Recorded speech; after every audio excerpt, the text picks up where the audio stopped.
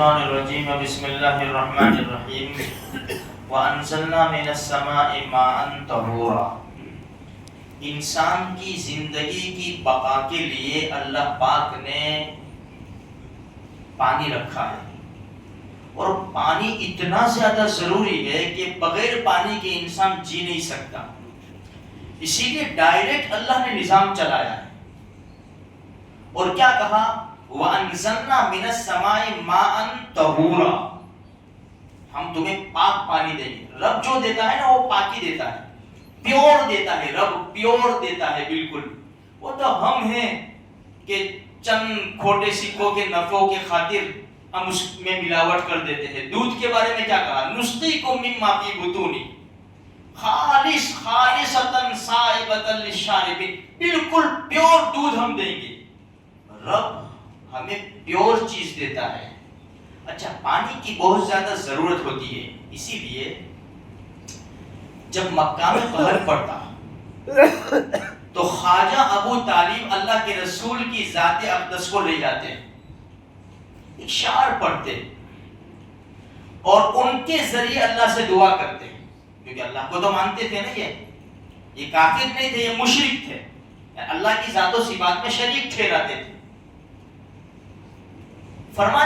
فرماتے گورا رنگ ان کا، ہمارے نبی کی طرف اشارہ کرتے ہیں، گورا رنگ ان کا جو یتیموں اور بیواؤں کے حامی اور مددگار ہے، جن کے چہرے کی خوبصورتی سے بارش طلب کی جاتی ہے۔ ہمارے نبی کے چہرے کی خوبصورتی سے بارش مانگتے تھے لوگ۔ تمہیں کیا معلوم ہمارے نبی کیسے ہے؟ ہم نے تو قرآن کے اوراق میں دیکھا ہے ہمارے نبی کو، ہم نے حدیثوں کے مبارک الفاظ میں ہم نے اپنے نبی کو دیکھا ہے۔ تمہیں کیا معلوم ہمارے نبی کے اخلاق کردار کیسا تھا، ان کی حلم بردباری سخاوت ان کی کیسی تھی؟ تمہیں کیا معلوم؟ ہمیں تو اس لیے جان سے زیادہ عزیز ہے کہ ہم نے تو قرآن و حدیث میں اور صحابہ کرام کی زندگی کو جب ٹٹولا تو وہاں دیکھا کہ او ہو، کہاں اونٹوں کے چرانے والے، کہاں شراب کو بیچنے والے، ایک ایک بات کے اوپر برسوں لڑائی کرنے والے، جب اللہ کے رسول کے ہاتھ کے اوپر ہاتھ دیا تو ایسے دیوانے ہو گئے کہ قرآن کریم میں ان کا نام چمکنے لگا، رضی اللہ عنہم ورضوا عنہ۔ تمہیں کیا معلوم؟ جس چیز کا پتہ نہیں ہے اس چیز کو کیوں قریب کرتے ہو؟ تو ہمارا مسئلہ ہے، ہمارے اوپر چھوڑ دو، تمہیں کوئی حق نہیں ہے۔ اچھا، اب یہ عمر ابن خطاب رضی اللہ تعالیٰ عنہ کے زمانے میں جب قحط پڑتا تو اللہ کے رسول تو قبر اطہر میں آرام فرمائے، تو عمر ابن خطاب ہمارے نبی کے پیارے چچا حضرت عباس کو لے جاتے اور کہتے یہ ہمارے نبی کے چچا ہے، اور ان کی برکت سے اللہ تبارک و تعالیٰ سے بارش طلب کرتے تھے۔ اچھا، کیوں ان کو لے جاتے تھے؟ بڑا پیار تھا ہمارے نبی کو اپنے چچا سے۔ ایک چھوٹا سا واقعہ، ایک مرتبہ وفد آیا باہر سے اور بڑے قیمتی تحفے اللہ کے رسول کی خدمت میں پیش کیے۔ ایک جبہ تھا، جبہ جو سونے سے لدا ہوا تھا۔ اب سنتے چلے جاؤ، اللہ کے رسول صلی اللہ علیہ وسلم نے وہ جبہ حضرت عباس رضی اللہ عنہ کو دیا، اپنے چچا کو۔ حضرت عباس رضی اللہ عنہ فرمایا، یا رسول اللہ، اس کو میں کیا کروں گا؟ یہ تو سونا ہے، اور سونا مردوں کے لیے تو حرام ہے۔ میں اور آپ آج کہیں گے 1.14 ہے، 1 گرام بھی دیں گے تو جزاک اللہ، شکریہ۔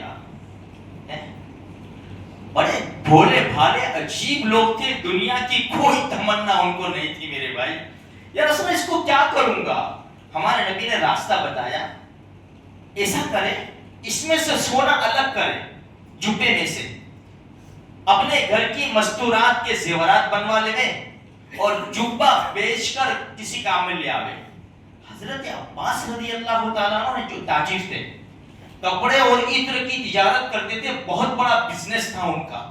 ان کو جو 20 غلام ملے تھے نا، وہ بھی تاجر تھے، ان کی تجارت کم سے کم ایک تاجر 20,000 کا نفع دیتا. انہوں نے خانہ کعبہ کی توسیع کے لیے، اس کو کشادہ کرنے کے لیے اپنی زمین کو وقف کیا تھا. یہ ایسے لوگ ہیں، بڑے زبردست لوگ. رسول اللہ کیا کروں گا؟ اللہ کے رسول ترتیب بتائی.